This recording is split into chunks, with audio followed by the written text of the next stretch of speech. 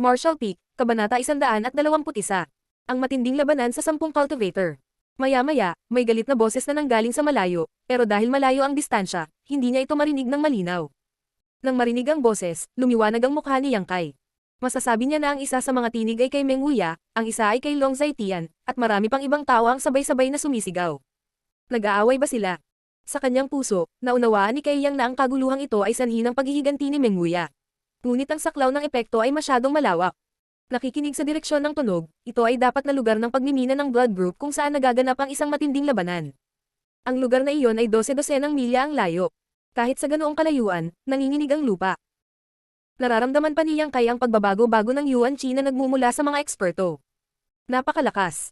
Hindi alam kung kailan niya maaabot ang ganoong taas, kumislap ang mga mata ni Yang Kai sa pananabik at pananabik. Biglang, kasabay ng tunog ng pagbukas ng ilang pinto, sabay-sabay na lumabas ang mga nagbabantay na disipulo ng mga bahay na kahoy ng Blackwind Trade. Suya ng High Heaven Pavilion, Hu Zhou'er ng Blood Group, Fang Ziki ng Stormhouse, silang tatlo ay tumingin sa direksyon ng labanan na may marangal na ekspresyon. Kaagad, sabay-sabay nilang ginamit ang kanilang mga kasanayan sa paggalaw, naging tatlong after images at lumipad palabas. Isang puting anino, isang berdeng anino, at isang kulay abong anino. Ang puting anino ay si Suyan, sa harap, ang berdeng anino ay si Hu Zhou'er, sa gitna, at ang huli ay si Fang Ziki. Ang lakas ng tatlong nagbabantay na disipulong ito ay maaaring makilala sa isang sulyap. May magandang palabas, tara na at tingnan natin. Ang ilang mga tao ay naalarma, habang ang iba ay sabik na makita ang mundo sa kaguluhan.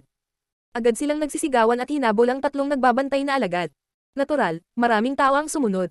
Saglit, nagkagulo ang Blackwind Trade. Mabilis na naging pake ang mga stall, at ang mga taong gustong bumili ng mga bagay ay sumusunod sa daloy ng mga tao. Isang labanan sa pagitan ng mga master ng Immortal Ascension Boundary. Talagang labanan ito sa pagitan ng mga master ng Immortal Ascension Boundary, isang pambihirang eksena. Kung makaligtaan natin ito ngayon, hindi natin alam kung kailan natin ito makikitang muli. Tara, tingnan natin. Mukhang tuwang-tuwa ang disipulo ng isang Stormhouse, tumalsik ang laway niya kung saan-saan habang tinatawag ang kanyang kapatid. Huwag na tayong pumunta. Kung maapektuhan tayo, hindi ba tayo mamamatay ng napakalungkot? Nakatingin lang kami sa malayo, di bale. Eksperto naman ang lahat yan, at maaari nilang kontrolin ang kanilang mga galaw ng madali. Paano nila masasaktan ang mga inosente? Sa loob ng ilang mga salita, isa pang malaking grupo ng mga tao ang tumakbo palabas. Nagbago ang ekspresyon ni Yang Kai. Alam niya ang nangyari, ngunit hindi niya inaasahan na sa pagkakataong ito ay mapupunta si Old Man Meng.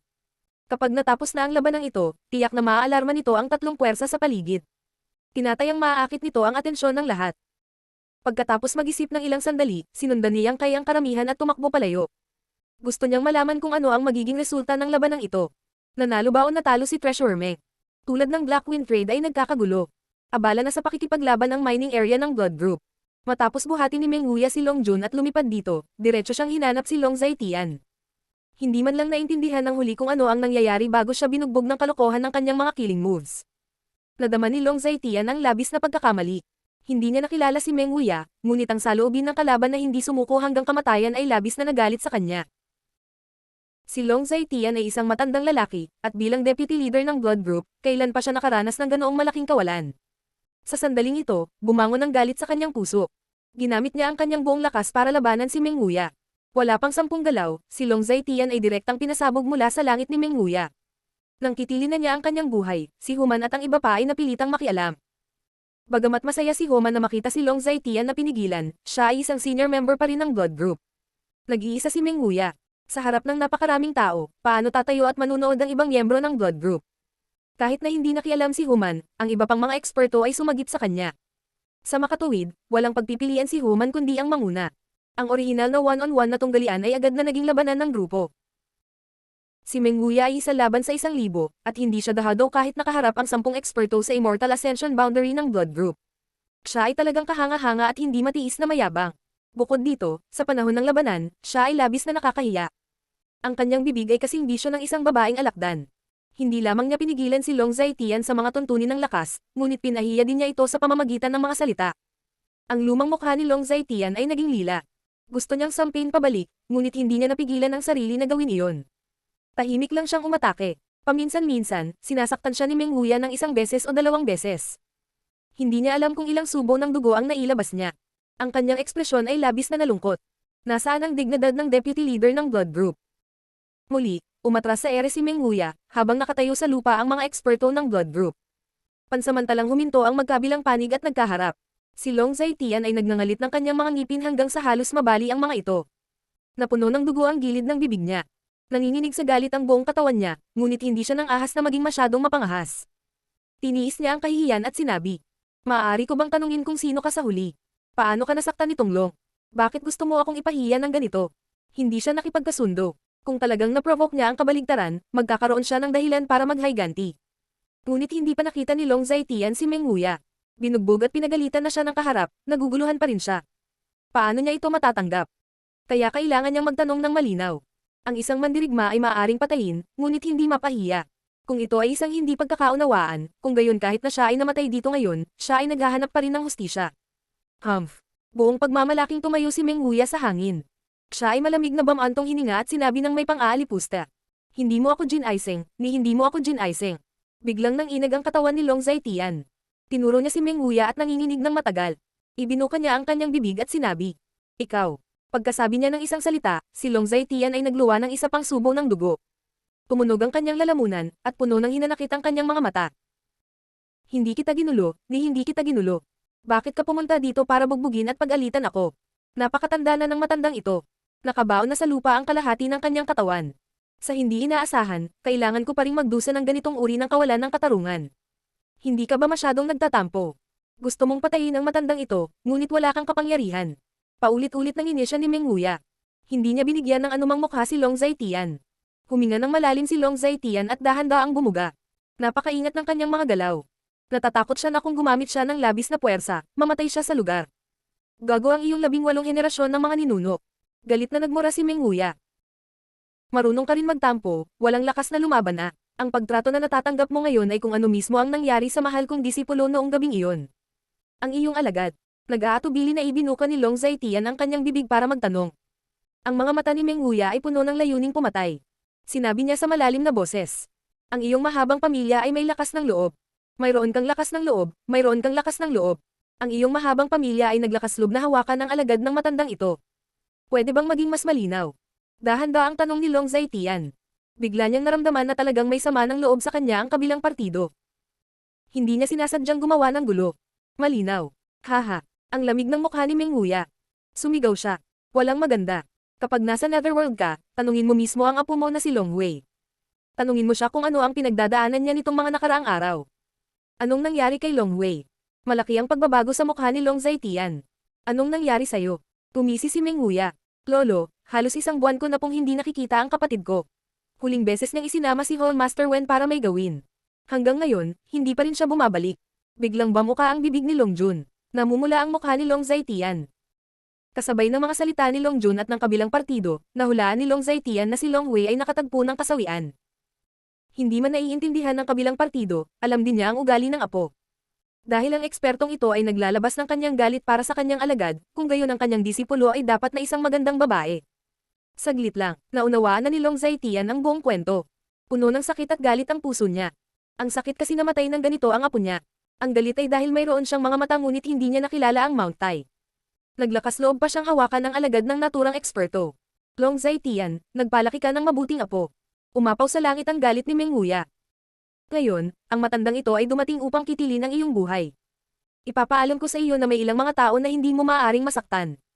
Huminga ng malalim si Meng Huya at dahan-daang itinaas ang kanyang kamay. Habang nakataas ang kanyang kamay, tila nagiba ang kulay ng buong mundo. Ang mga tao ng blood group ay natakot. Nagmamadali silang pumunta sa gilid ni Long Zaitian at kinakabahang pinanood ang mga galaw ni Meng Huya. Mabilis na bumagsak ang kamay ni Meng Huya at malakas na hamampos patungo sa direksyon ni Long Zaitian. Galit na sumigaw si Meng Huya. Mamatay. Isang malaking palad ang biglang nahulog mula sa langit. Ang kapangyarihan ng langit at lupa, na may hindi mapaglabanan na momentum, ay yumanig sa langit at lupa. Sa isang palad, nagbago ang hangin at ulap. Sa sandaling ito, ipinakita rin ng lahat ng mga eksperto ng blood group ang kanilang pinakamakapangyarihang mga hakbang sa pagpatay. Magkasama, sinubukan nilang harangan. Yuan Chi Riot, lumilipad na buhangin at mga bato. Ang isang palad ni Meng Huya laban sa 10 eksperto. Siya ay walang takot at nangingibabaw. Sa sandaling ito, mas maaasahan si Treasurer Meng kaysa sa ibang panahon. Boom! Isang malakas na tunog ang narinig. Ang malaking palad na iyon ay bumagsak sa ibabaw ng mga ulo ng blood group, ngunit ito ay hinarang ng lahat. Hindi niya ito hinaranggan. Naantala lang niya ng kaunti ang pagbaba ng kapangyarihan ng higanteng palad. Ang 10 eksperto sa Immortal Ascension boundary ng Blood Group, halos sa sandaling iyon, ay sabay-sabay na tumingkayad sa lupa. Galit nilang itinulak ang kanilang Yuan Chi. Crack, crack, crack, crack. Pagkatapos, ang lamat ay lumitaw sa lupa. Ito ang lugar ng pagmimina ng Blood Group. Sa ilalim ng mining area, maraming lagusan. Ngayong nabangga ang Yuan Chi, gumuho ang mga lagusan sa ilalim ng lupa. Sa isang kalabog, nagsimulang lumubog ang lupa sa loob ng radius na 1,000 talampakan. Sinamantala rin ng mga eksperto ng Blood Group ang bilis ng pagbagsak at mabilis na tumakas sa lahat ng direksyon.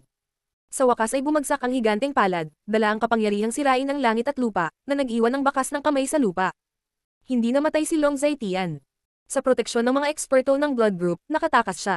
Gayunpaman, siya ay nagsusuka ng dugo at ang kanyang mukha ay mapatla. Ang labanan ngayon ay nagbigay ng malaking dagok sa kanyang katawan at isipan. Siya ay matanda na at mahina, kaya kahit na ang suntok na ito ay hindi kumitil sa kanyang buhay, ito ay nag-aalis pa rin ng kalahati ng kanyang lakas. Ang ibang eksperto ng Blood Group ay pangit din ang kutis. Hindi nila naisip na ang lakas ni Meng Wuya ay magiging napakalalim. Ito pa rin ba ang Soul Travel Realm? Paano siya naging napakalakas? Bukod dito, ang kapangyarihan ng martial skill na ginamit niya ay pambihira. Ito ay malamang na isang martial skill ng profound rank o mas mataas. Si Meng Wuya ay malamig na tumingin sa ibaba at ngumuso.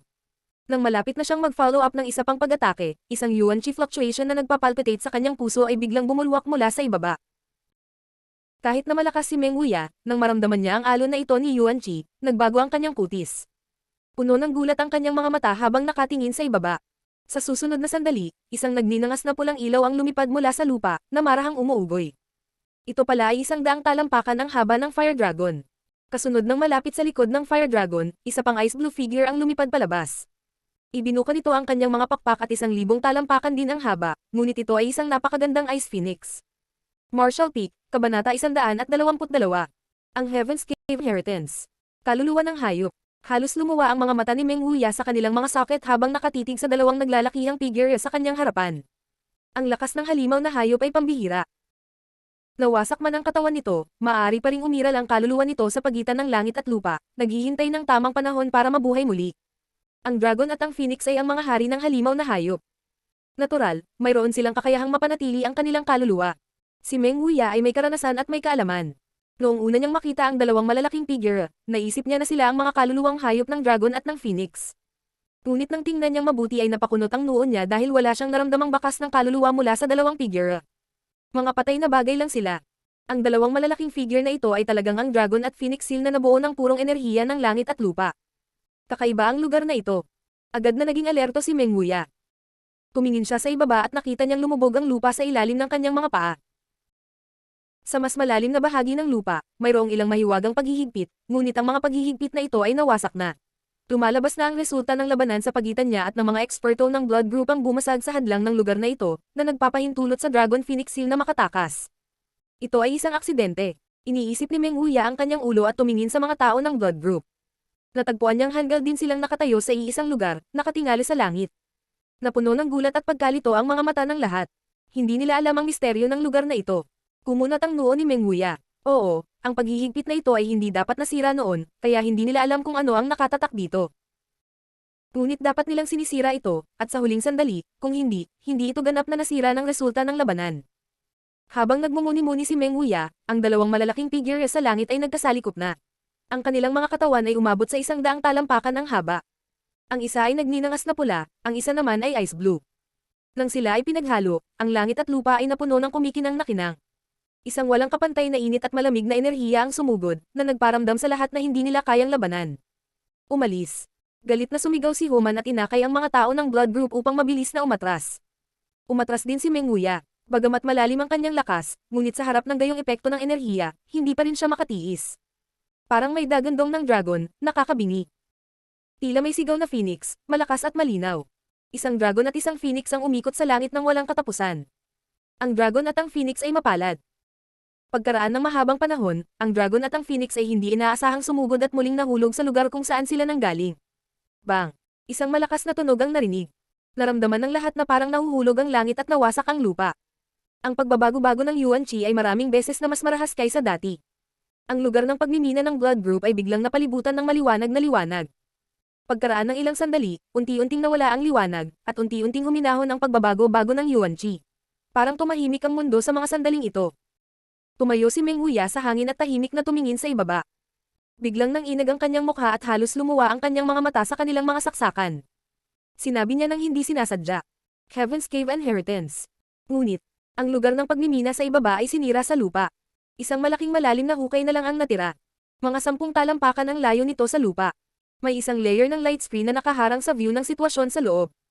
Sa liwanag na screen, patuloy na lumalangoy ang mga misteryosong karakter at pattern. Masaya silang parang isda. Paano kaya ito? Paano makikita ang Heaven's Cave Inheritance sa napakaliit na lugar? Halos akala ni Meng Huya ay nananaginip siya, ngunit totoo ang nangyari sa kanyang harapan. Ang Heaven's Cave Inheritance ay isang mahiwagang at mahiwagang espasyo na pinalapot ng isang makapangyarihang cultivator sa pagtatapos ng kanyang buhay. Sa espasyong ito, may nakatagong buhay ng makapangyarihang Mugs Cultivator Asaka. Kung makapasok ito ay isang malaking kapalaran. Bukod dito, ang Heaven's Cave Inheritance ay malamang na naglalaman ng mga gamit ng makapangyarihang cultivator. Halimbawa, ang mga table tasks, mga lihim na kayamanan at iba pa. Gaano kalakas ang cultivator na makakapag-condense ng Heaven's Cave Inheritance? Iyon ay lampas sa pagkakaroon ng Divine Transcendence. Tanging ang mga nakarating na sa yugto ng Spirit Sever ang makakagawa nito. Ang isang cultivator sa Immortal Ascension Boundary ay walang pinagkaiba sa isang langgam sa harap ng napakalakas na cultivator. Masasabing ang Heavenly Abode of Inheritance ay isang treasure trove na maaaring kalabanan ng isang buong bansa. Kung makukuha ng isang tao ang mana ng makapangyarihang cultivator, hanggat hindi sila namamatay, tiyak na magagawa nilang linangin sa parehong antas ng makapangyarihang cultivator. Bukod dito, nang mabuo ang Heaven's Cave of Inheritance, ang momentum nito ay napakahusay. Marahil, ang may-ari ng lugar na ito ay tiyak na hindi isang maliit na figure noong siya ay nabubuhay. Marahil, kahit nasa grupo ng mga tao sa itaas, siya ay isang pag-iral tulad ng isang balahibo ng phoenix o isang sungay ng kilin. Medyo nasa sabik ang mood ni Meng Huya. Masyadong hindi kapanipaniwala ang hitsura ng Heaven's Cave Inheritance sa lugar na ito. Excited siya, pero mas excited ang grupo ng mga tao sa blood group. Ang mahigpit na spell na nakabaon daan-daang talampakan ng lalim sa ilalim ng lupa ay hindi sinasadyang nasira. Ito ay magandang balita. Bukod dito, masasabi ni Human at ng iba pa sa isang sulyap na ito ang maalamat na Heaven's Cave Inheritance. May mga mayayamang kayamanan sa loob, at higit pa rito, mayroong makalangit na martial arts. Alinman sa mga ito ay sapat na para mabaliw ang mga tao sa Pananabik. Ngunit pagkatapos, napagtanto ni Human at ng iba pa ang kabigatan ng problema. Ilang sandali ang nakalipas, ang isang malaking kilusan ay nakaalarma sa iba pang 2 sekta sa malapit. Gustuhin mang monopolyo ng blood group, hindi nila magagawa. Kung tutusin, bagamat ang lugar na ito ay mining area ng blood group at ang paghihigpit ay nilabag ng blood group, napakalaki ng pasukan. Kung gusto ng iba na pumasok, paano nila ito haharangen? Kung talagang gagawin nila iyon, magagalit lamang sila sa iba pang 2 sekta. Tiyak na magsasama-sama ang Stormhouse at High Heaven Pavilion para lipulin ang blood group. Pagkatapos, dahan-dahan silang nagplano upang makuha ang mga kayamanan dito. Sa pag-iisip nito, ikanaway ni Human ang kanyang kamay at sinabi, "Pumasok ka muna." Natatakot siyang baka dumating ang mga eksperto ng 2 pang sekta at agawin ang mga kayamanan sa loob. Natural, gusto niyang siya ang unang pumasok. Dumating man sila, maliit na tubo lang ang ibibigay niya sa kanila. Kapag naibigay na ang order, ang 10 Immortal Ascension Boundary Masters ng Blood Group ay sumugod patungo sa mining area. Habang nagmamadali, mapagbantay silang tumingin kay Meng Huya, sa takot na subukan niyang pigilan sila. Pagkatapos ng nakaraang labanan, alam ng lahat na ang baliw na matandang ito ay hindi dapat gawing trial. Sinong mag-aakala ng inisyon lang si Meng Huya at hindi umimik? Nanatili lang siya sa iisang lugar at nanunood. Si Human at ang iba ay tuwang-tuwa. Kung hindi dumating si Meng Huya, kailangan nilang pigilan siya. Dumating ang 10 eksperto sa Immortal Ascension Boundary sa gilid ng higanteng hukay. Pagtingin sa misteryosong liwanag na kortina sa ibaba, hindi sila nagdalawang isip na bumulusok dito. Tumisi si Meng Huya, bakas sa mukha niya ang pangungutya. Nang malapit nang sumugod si Human at ang iba pa sa Heaven's Cave Inheritance, bahagyang kumikislap ang magaan na kortina sa kanilang harapan at direktang tumalikod sa kanila. Ang 10 tao ay parang mga bolang goma, na lumilipad ng mataas sa himpapawid. Pagkatapos ng ilang laps, huminto sila sa himpapawid at nagtinginan sa isa't isa ng may pagkadismaya.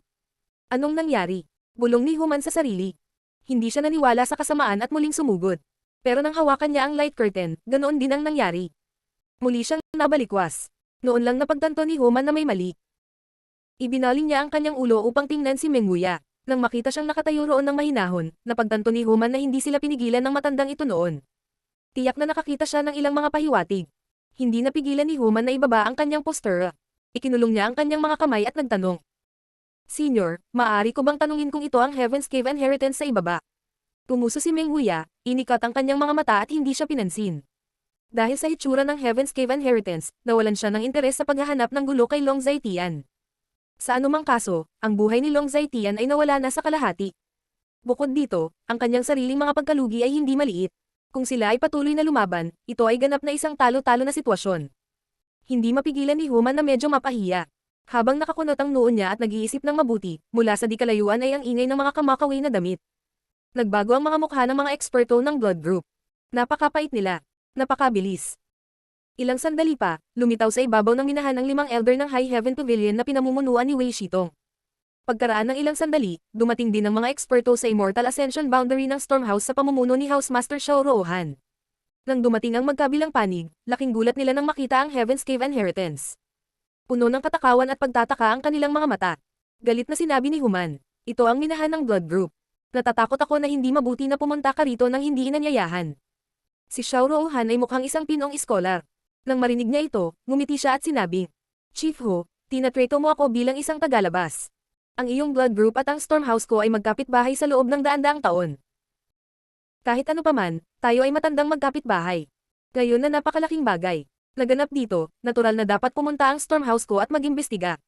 Kung kailangan ng blood group mo ng anumang tulong, hindi tatanggi ang Stormhouse ko. Sa tingin ko ay may parehong intensyon din ang High Heaven Pavilion. Ano ang masasabi mo, Elder Wei?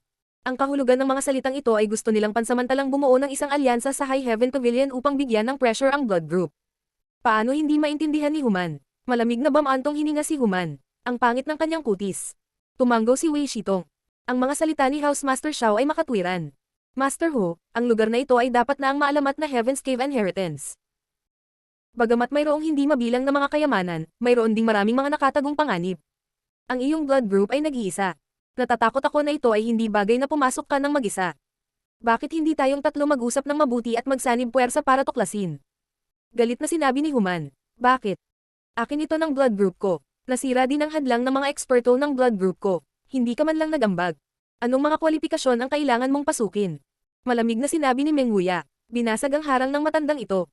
Mukhang nahihiya si Human. Mapait niyang tiningnan si Meng Wuya, ngunit hindi siya ng ahas na pabulaanan. Tumawa si Xiao Roohan. Master Ho, mangyaring huwag magalit. Kung may problema, maaari nating pag-usapan ito. Habang nagtatalo ang grupong ito ng mga eksperto, ang mga disipulo ng tatlong sekta ay tuwang-tuwang sumugod. Sa sekta man ito o sa Blackwind Trade City, malinaw na nakita ng lahat ang figure ng Dragon at Phoenix na nagsasama sa kalangitan. Bagamat hindi nila alam kung ano ang nangyari doon, paano nila na-miss ang napakagandang eksena. Kahit pumunta sila para makita ang excitement, buti na lang. Sa makatuwid, pagkatapos ng maikling panahon ng pagkasindak, ang bilis ng karamihan ay tumaas ng husto. Ang buong Blackwind Forest sa sandaling ito ay mukulo. Kasama rin nila si Yang Kai, na sumugod kasama ang karamihan. Kahit na excited din siya, lihim din siyang nagpupuyat. Masyadong malaki ang momentum ng Dragon at Phoenix na nagdadala ng prosperity. Kung iyon talaga ang senyales ng isang kayamanang isinilang, tiyak na magdudulot ito ng unos ng dugo. Kaya naman napakalinaw ng kanyang isip. Kapag natuklasan niyang may mali, tiyak na tatalikod siya at aalis. Sa kanyang kasalukuyang lakas, hindi siya kwalipikadong lumahok sa masyadong mabangis na labanan. Ngunit hanggang sa sinundan niya ang karamihan sa minahan ng blood group, wala pa ring panganib. Mayroon ng malapit sa 10,000 mga disipulo ng tatlong sekta na natipon dito. Ito ay abala sa aktibidad tulad ng isang malaking palengke. Marshall Peak, Kabanata 123. Ang desisyon ng tatlong paaralan. Napakaingay ng mga tao, ngunit lahat sila ay pinigilan ng mga eksperto ng tatlong sekta. Bumuo sila ng isang malaking bilog sa paligid ng gitna ng lugar ng pagmimina ng blood group. Tumingin si Yang Kai sa loob at nakita ang 5 elder ng High Heaven Pavilion at isang grupo ng mga tao na mabangis na nag-uusap. Para silang nag-aaway, at bawat isa sa kanila ay pulang-pula ang mukha. Sa kanila, may isang matipunong lalaki na partikular na nabalisa, lumilipad ang dera kung saan-saan. Isa pang scholarly lukang middle-aged na lalaki ang umaaliw sa kanya. Mula sa gilid ay nagmula ang isang talakayan. Ang oso na tulad ng tao ay si Human, ang katulong ng blood group. Ang iskolar na iyon ay ang Lord of Stormhouse, si Xiao Roohan. Sa huli, ano ang nangyari dito? Paanong ang mga eksperto ng tatlong sekta ay nagtipon dito? Hoy, maaga akong dumating at tumakbo papalapit. Narinig ko ang sabi ng mga eksperto na may Heaven's Cave Inheritance dito. Ano ang Heaven's Cave Inheritance? Ang huli ay halatang ignorante at walang karanasan. Hindi rin alam ni Yang Kai. Mabilis niyang itinaas ang tenga niya at nakinig ng mabuti. Marami rin ang nakapaligid sa kanya. Pagkatapos magsalita, ngumiti siya at nagsimulang magsalita tungkol sa iba't ibang benepisyo ng Heaven's Cave Inheritance. Natuwa ang grupo ng mga nakikinig sa kanya. Hindi na sila makapaghintay na agad na pumasok sa Heaven's Cave Inheritance at mamana ang mantle ng eksperto dito. Kaya ganyan yan. Biglang naisip ni Kay yang 2 buwan na ang nakalipas nang makaramdam siya ng kakaiba sa lugar na ito. Sa oras na iyon, dahil lamang sa may ilang uri ng yang attribute treasure na nakabaon dito kaya ibinalik niya ang pabor sa pamamagitan ng paghiling kay Humayer na hanapin ito. Pero hindi niya inaasahan na may Heaven's Cave Inheritance pala dito. Sa oras na iyon, naramdaman ni Yang Kai na ang enerhiya ng katangian ng Yang ay naharang ng isang bagay. Ngayong naisip niya ito ang dapat na paghihigpit dito. Ito ay isang aksidente. Maaaring sabihin na ang hitsura ng Heaven's Cave Inheritance ay may malaking kinalaman kay Yang Kai. Siya ang hindi sinasadyang nag-promote nito. Sa tabi niya, nagdadaldal pa ang insider, pero hindi na nakinig si Kay Yang. Iniisip niya kung ano ang gagawin ng mga eksperto ng 3 sekta pagkatapos ng paglitaw ng Heaven's Cave Inheritance. Ito ay ganap na imposible para sa isang panig na lunukan ito ng mag-isa. Gustuhin man ng isang panig, hindi sila bibigyan ng pagkakataon ng 2 panig. Ang blood group ay walang alinlangan na ganoong party. Pagkatapos ang tanging posibilidad na natitira ay para sa blood group na makompromiso at ang 3 sekta upang sama-samang galugarin ang sikreto. Gayunpaman, tiyak na gustong matikman muna ng blood group ang tamis. Kung tutuusin, ang lugar na ito ay natuklasan ng iba, kaya kailangan muna niyang kumuha ng ilang mga benepisyo. Habang malalim ang iniisip ni Yang Kai, tila nagkasundo ang mga master ng 3 sekta. Ang bawat isa sa kanila ay tumawag ng isang makapangyarihang alagad at hiniling sa kanila na pumasok sa Heaven's Cave Inheritance upang tuklasin ang sitwasyon. Ang isa mula sa High Heaven Pavilion ay si Su Yan, ang isa mula sa Blood Group ay si Long Jun, at ang isa mula sa Stormhouse ay si Fang Ziji. Lumapit silang 3 sa gilid ng malaking hukay at sabay na tumalon. Matapos ang mahabang paghihintay. Pagkalipas ng kalahating araw, si Su Yan ang unang nakabalik. Ang kanyang katawan ay biglang lumitaw sa gilid ng higanteng bunganga, pagkatapos ay lumapit siya sa 3 sect masters at iniulat ang kanyang mga natuklasan. Pagkaraan ng ilang sandali, bumalik din sina Long Jun at Fang Zeki. Matapos makinig sa mga ulat ng 3, nagkaroon ng apurahang talakayan ang 3 sect masters. Tumanggo sila sa isa't isa at naghiwa-hiwalay sa 3 magkaibang direksyon. Hindi nagtagal, narinig ang tunog ng 3 sect masters na nagtitipon sa kanilang mga disipulo. Naglakad si Yang Kai at isang grupo ng mga disipulo ng High Heaven Pavilion patungo sa 5 Great Elders. Ang 3 sect masters ay bumuo ng sarili nilang mga grupo at hindi nakialam sa isa't isa. Brother Yang. Habang hinihintay ni Yang Kai si Wei Shitong na magsalita, pinangunahan ni Sassafras si Li Yuntian at ang iba pa mula sa gilid. Dumating ka rin. Bahagyang ngumiti si Yang Kai. Tumiti si Sassafras. Napakalaking bagay, natural na nakita namin ang Tananabik. Nagtanong si Li Yuntian. Kapatid, saan ka nagpunta nitong mga nakaraang araw? Paano ka nawala ng 20 araw? Ipinaliwanag ni Yang Kai. Lumabas ako para gumawa ng ilang bagay. Kailangan kong pasalamatan ka junior brother sa pagtulong sa akin sa paglilinis ng kahoy na bahay. Natigilan si Li Yuntian at ang iba pa. Tinulungan lang namin kayong maglinis ng sahig, pero hindi namin nilinis ang kahoy na bahay. Ang grupo ng mga tamad na ito ay hindi man lang nagtutulupi ng kumot kapag nagigising sila araw-araw. Paano nila nalilinis ang kahoy na bahay? Tumawa si Sassafras. Hindi mo ginawa. Bumilis ang tibok ng puso ni Yang Kai. Kung gayon bakit napakalinis at walang batik sa kanyang kahoy na bahay? Tumahimik. Tumahimik ang lahat. Biglang sumigaw si Wei Shitong ng may tuwid na mukha. Ang halos 2,000 disipulo ng High Heaven Pavilion na nagtipon dito ay agad na tumahimik, lahat sila ay nakatingin sa kanya ng may pag-asa. Alam ng lahat na ang bagay na pag-uusapan ng Great Elder ay tiyak na may kaugnayan sa Heaven's Cave Inheritance. Oo nga, bahagyang umubo si Wei Shitong, tumingin sa paligid, at nagsabi. Dapat alam mo na kung ano ang nangyari dito at kung anong klaseng pagkakataon ito. Ang Heaven's Cave Inheritance ay naipasa na sa loob ng mahabang panahon, ngunit hindi lamang tayo hindi nakita ito, kahit na sa buong Great Han Dynasty, wala ni isa man ang lumitaw sa nakalipas na 1,000 taon. Hindi rin natin alam kung anong uri ng cultivation level ang mayroon ng ekspertong makakapag-condensate ng Heaven's Cave Inheritance. Ngunit, ito talaga isang treasure trove na kayang kalabanan ng isang buong bansa. May mga pills, secret manuals, treasures, at higit sa lahat, ang mana ng ekspertong iyon. Ang mga disipulo ay nagkakagulo, ang kanilang mga mata ay nag-aapoy sa pagsinta at ang kanilang paghinga ay nagiging mabilis. Nagpatuloy si Wei Shitong. Ngunit sa parehong oras, mayroong hindi mabilang na mga nakatagong paghihigpit at panganib. Ang kaunting kapabayaan ay magreresulta sa pagkawasak ng kaluluwa ng isang tao. Ang pangungusap na ito ay parang isang balde ng malamig na tubig na bumuhos sa kanilang mga ulo, na naging dahilan upang mawala ang pananabik ng maraming tao. Ang mga benepisyo ay hindi kinukuha ng librero malamig ng umuso ni Wei Shitong. Kapag nakapasok ka, kailangan mo munang baliwalain ang buhay at kamatayan. Hayaan mong tanungin kita, kahit ganoon, gusto mo pa bang pumasok? Natahimik ang buong lugar. Ang mapang ipang tingin ni Wei Shitong ay tumama sa mga disipulo, ngunit nang bumagsak ito kay Yang Kai, hindi napigilan ng kanyang mga mag-aaral na lumiit, at agad niyang iniwas ang kanyang tingin sa kanila. Pagkaraan ng ilang sandali, may nagsabi. Dakilang elder, hindi ba't nakakalungkot na makaligtaan ang gayong napakagandang pagkakataon? Kahit na ito ay lubhang mapanganib, kailangan pa rin nating ipagsapalaran ang ating buhay. Oo, ito ay isang bagay na maaaring hindi natin ma-encounter sa buong buhay natin, paano natin ito mapapalampas? Gusto naming pumasok. Ang mga disipulo ng High Heaven Pavilion ay nasa sabik, at marami sa kanila ang nasa sabik. Sa ilalim ng tukso ng Heaven's Cave Inheritance, ang lahat ng paghihigpit at panganib ay wala na sa kanilang isipan.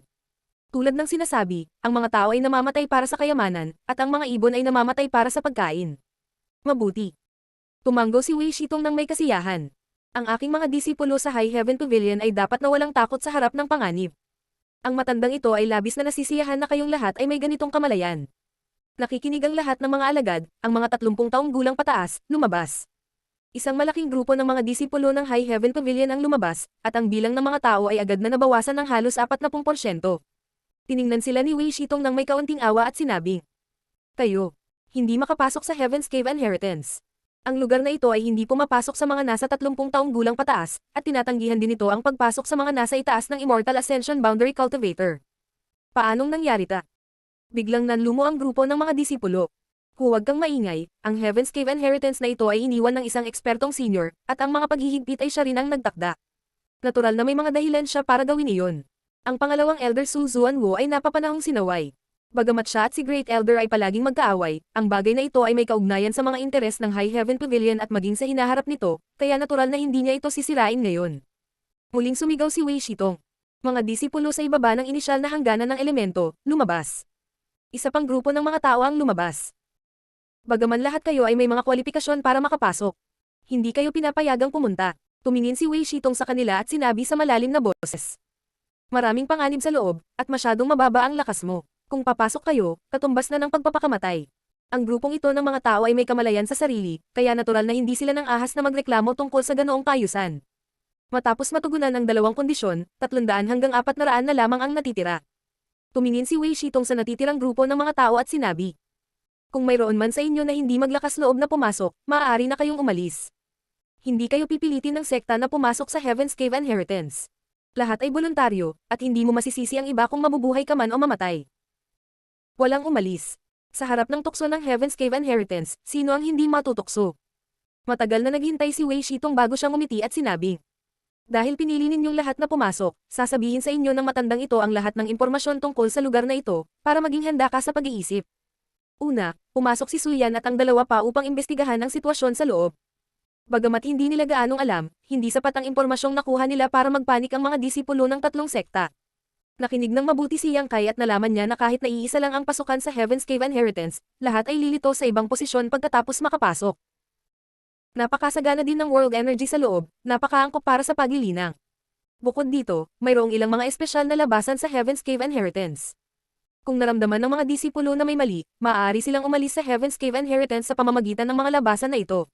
Dahil si Suyan at ang iba pa ay nag-explore lang ng kalahating araw, wala silang masyadong nahanap na impormasyon, kaya hindi gaanong nagsalita si Wei Shitong. Sa huli, sinabi ni Wei Shitong, "Dahil ang lugar na ito ay unang natuklasan ng blood group, magpapadala muna sila ng 50 tao. Pagkatapos ng kalahating araw, papasok ang mga disipulo ng High Heaven Pavilion at Stormhouse."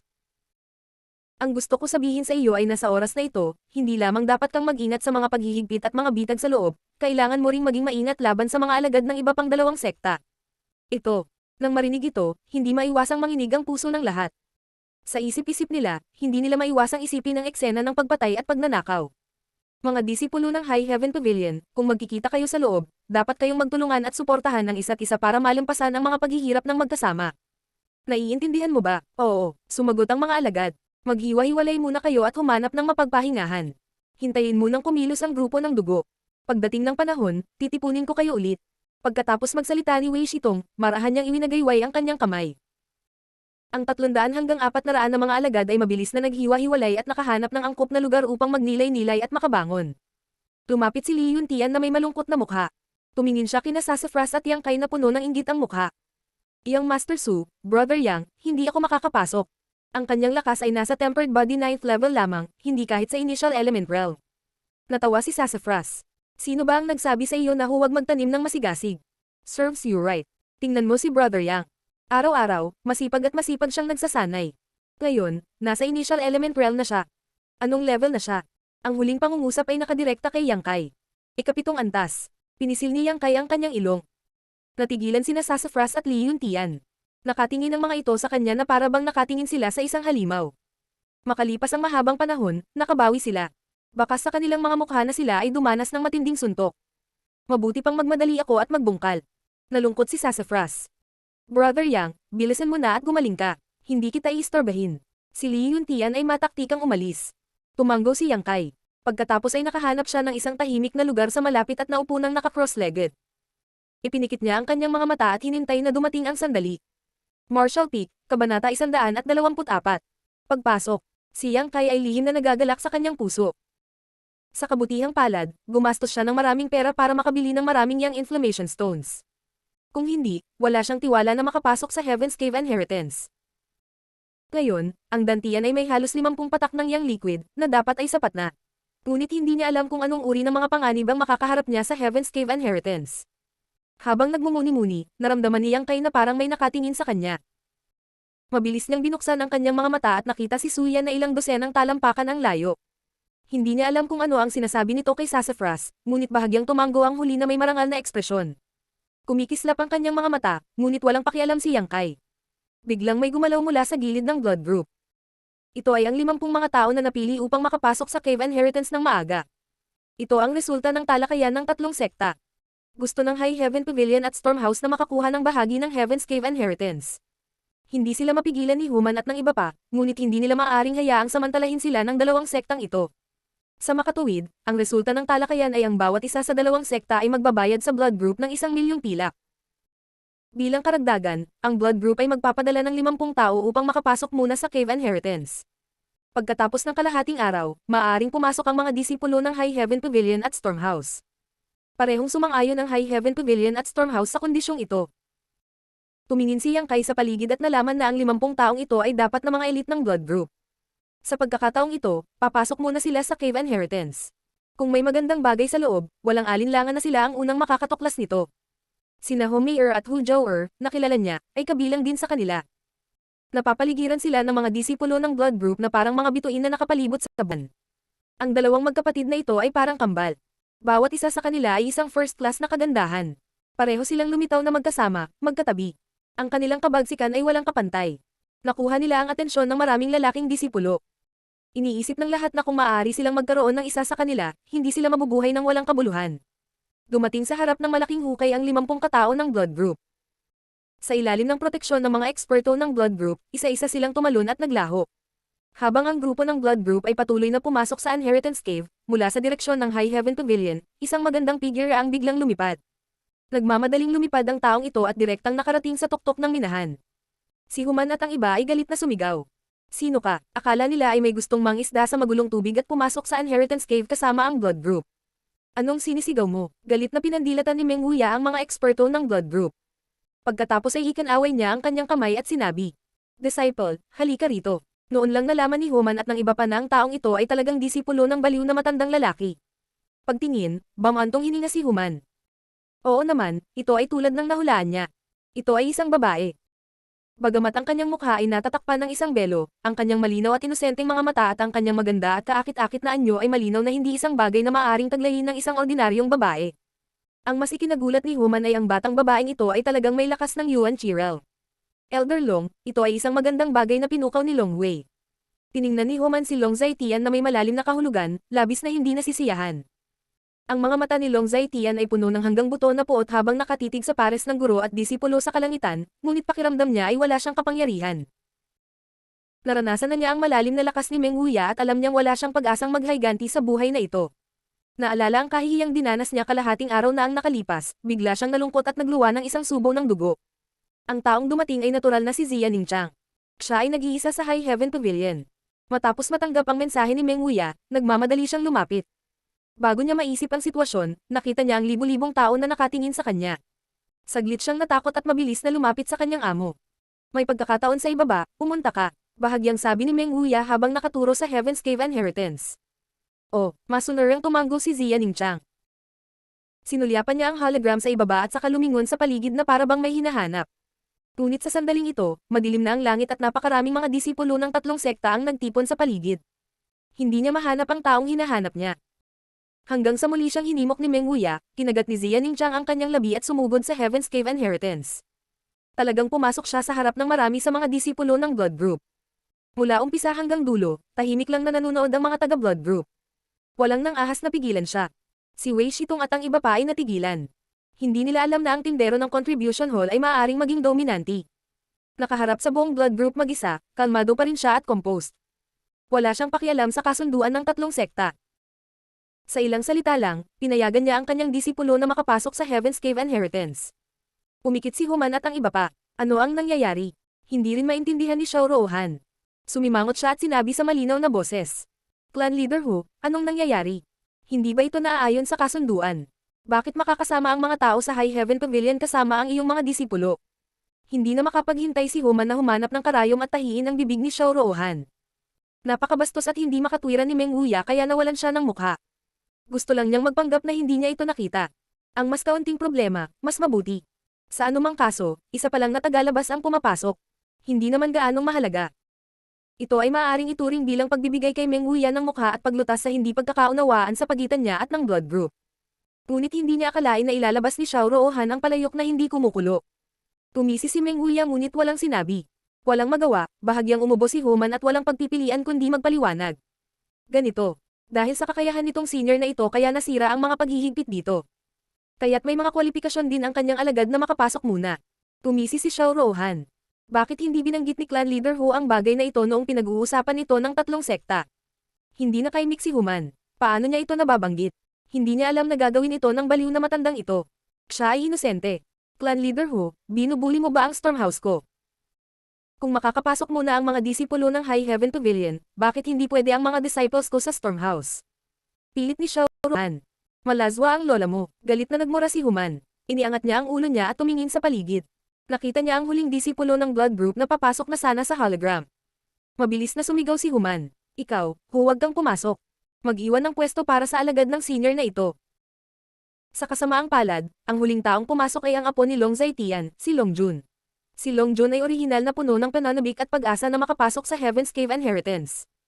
Pinangarap niyang makuha ang mana ng senior na ito at tumalon sa Dragon Gate. Pero natigilan siya nitong sigaw. Nilinggan niya ang kanyang ulo at tumingin kay Long Zaitian. Huminga ng malalim ang huli at dahan-daang pumikit. Sinabi niya. Dahil sinabi ng clan leader, Jun, maghihintay ka ng kalahating araw. Oo, kinagat ni Long Jun ang kanyang mga ngipin at atubiling sumagot.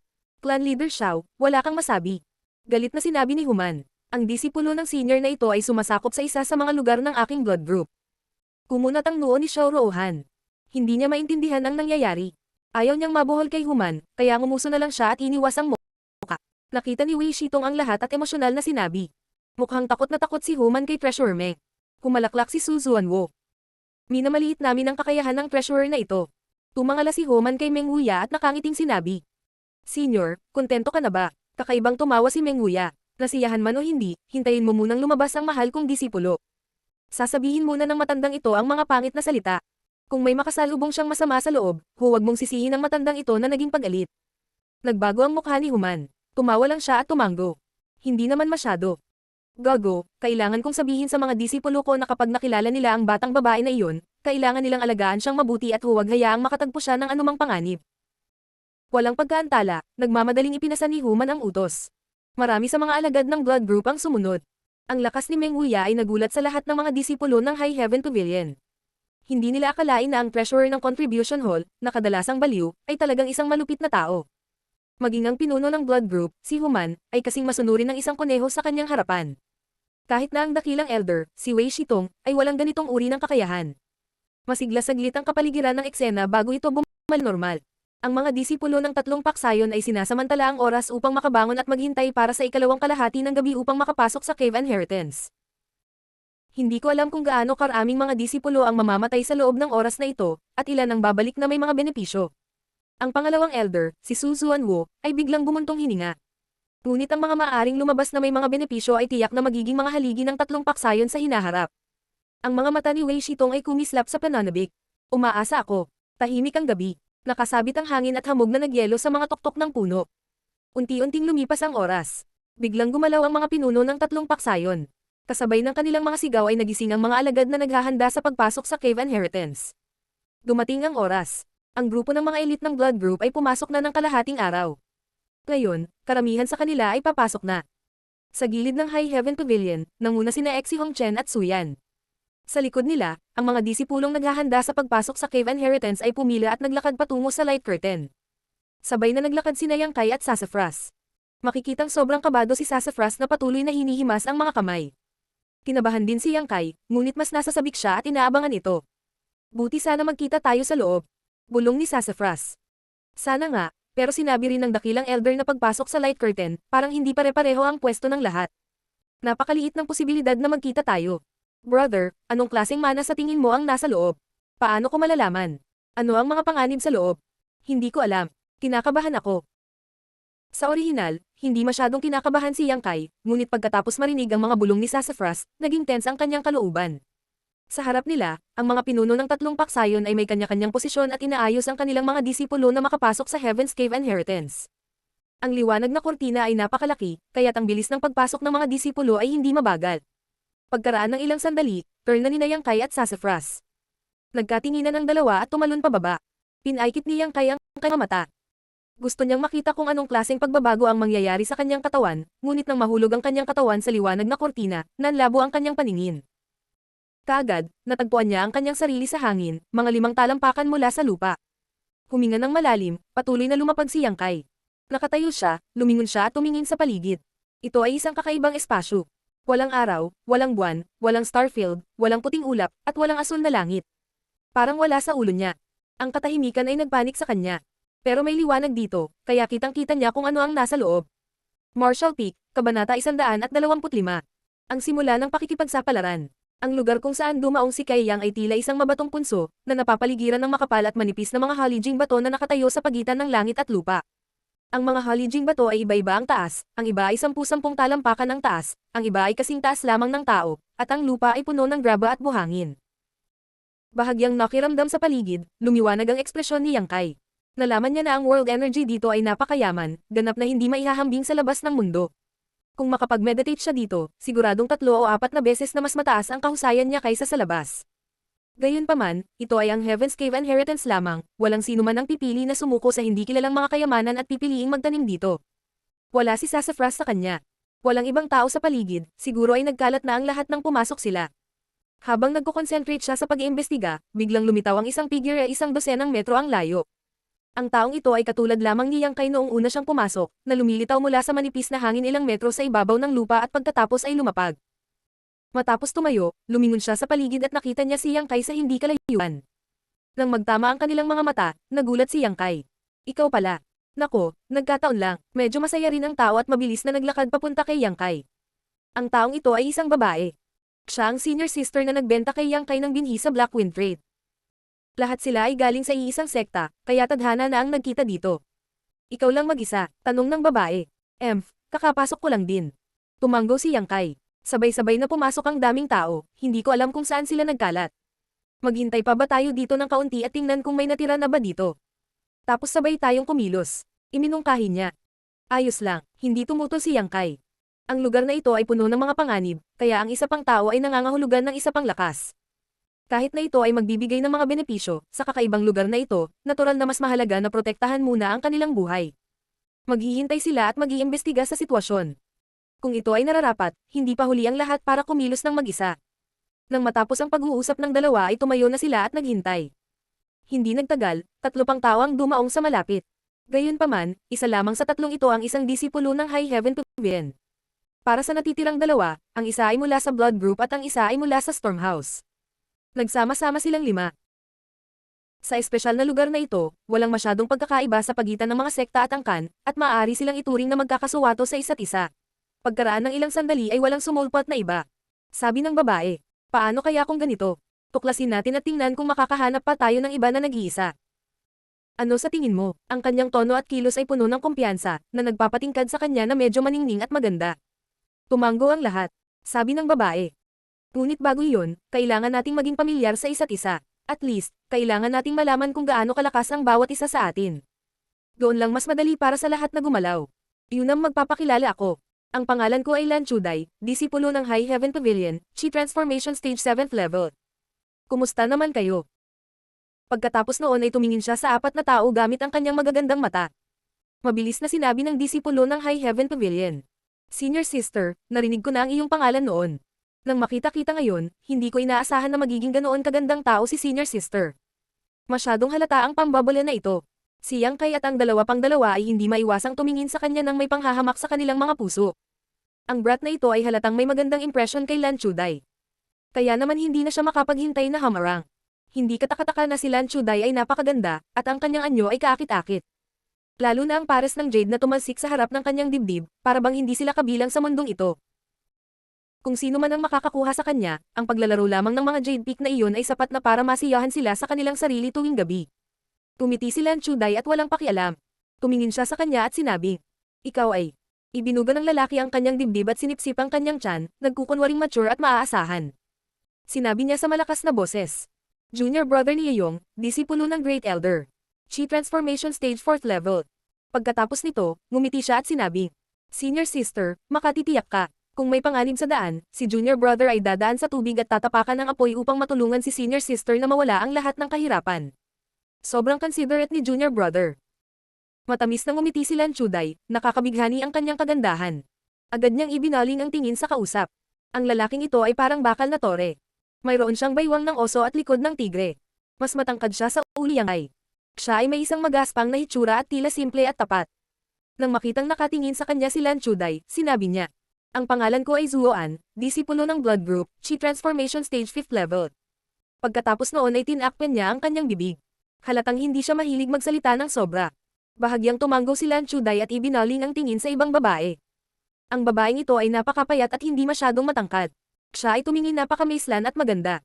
Mula umpisa hanggang dulo, bakas sa mukha niya ang hiya. "Ang pangalan ko ay Du Yishuang, ako ay mula sa Stormhouse. Maaari mo akong tawaging junior sister Do. Yan ang tawag sa akin ni na brother at senior sister. Nasa Chi Transformation Stage 6th level ako." Ilang tao ang napatingin sa kanya na may pagtataka. Hindi napigilan ni junior sister Do na ibaba ang kanyang ulo. Walang mag-aakala na ang 14 o 15 taong gulang na batang babae na ito ay magkakaroon ng lakas ng Chi Transformation Stage 6th level. Siya ay mas mababa ng isang antas kaysa kay Lan Chuday, na siyang pinakamataas sa grupo. Kung ganoon, ito ay kawili-wili. Biglang ngumiti si Lan Chuday. Posible ba na kapag pumasok tayo sa lugar na ito, tayo ay dinadala ayon sa ating lakas? Nakikinig sa kanya, nag-isip din ng iba. Sa apat na tao dito, si Lan Chuday ang pinuno. Siya ay nasa Chi Transformation Stage 7th Level, 6th Level, 5th Level at 4th Level ayon sa pagkakabanggit. Walang gaanong pagkakaiba sa pagitan nila. Hindi nakakagulat na gumawa siya ng ganoong inference. "Tama, ikaw naman. Ano ang yugto ng pagbabago ng Chi?" Tumangala si Lan Chuday kay Yang at nagtanong. Kahit na ang lakas ng mga taong ito ay mas mataas kaysa kay Yang Kai, dahil wala silang divine sense, maliban kung ilantad ni Yang Kai ang kanyang mga pagbabago sa Yuan Chi, hindi nila makikita ang lalim ng lakas ni Yang Kai. Bukod dito, dahil ang mga taong ito ay nasa Chi Transformation Stage, likas na naisip ni Lan Chuday na si Yang Kai ay nasa Chi Transformation Stage din. Pinisil ni Yang Kai ang kanyang ilong at medyo nahihiya na sinabi, "Ang pangalan ko ay Yang Kai, isang disipulo ng High Heaven Pavilion, Initial Element Stage 7th Level." Tumingon si Zuoan at tumingin sa kanya. Hindi maiwasan ng kanyang mga mata ang pagpapakita ng pagkamuhi. Iniyuko niya ang kanyang ulo at dumura. "Malas. Ikaw si Yang Kai."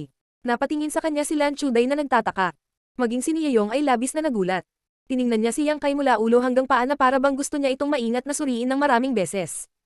"Oo," tumanggo si Yang Kai. Alam niyang pagkatapos ng huling insidente, naging sikat na sikat ang pangalan niya sa High Heaven Pavilion, kaya hindi na niya ito sinubukang itago. Gayunpaman, alam na alam ni Yang Kai na nang marinig ni Yeyong ang kanyang pangalan, isang bakas ng puot ang sumilay sa kanyang mga mata. Sa kabilang banda, puno ng interes ang mga mata ni Lan Chuday na para bang may natuklasan siyang bago. Inaasahan na ni Yang Kai na si Yeyong ay magiging masama sa kanya. Dahil siya ay isang disipulo ng Great Elder, dapat siya ay nasa parehong grupo ni na Wei Zuan at Exi Hongchen. Dati, nasaktan niya si Wei Zuan at kailangang harapin si Exi Hongchen. Kakaiba kung hindi siya magtitiis ng manang loob. Gayunpaman, sa Heaven's Cave Inheritance, tinansya ni Yang Kai na hindi siya maglalakas loob na kumilos ng padalos-dalos, kaya hindi niya kailangang alalahanin siya. Binawi ang kanyang tingin, pinalakpakan ni Lan Chuday ang kanyang mga kamay at sinabing, "Bueno, dahil pamilyar ang lahat sa isa't isa, umalis na tayo. Hindi natin alam kung saan nakatago ang mga kayamanan dito." Tinawin muna natin ang mga bagay-bagay. Kung may makita tayong maganda, hahatiin natin ito ayon sa kung gaano kalaki ang ating pagsisikap.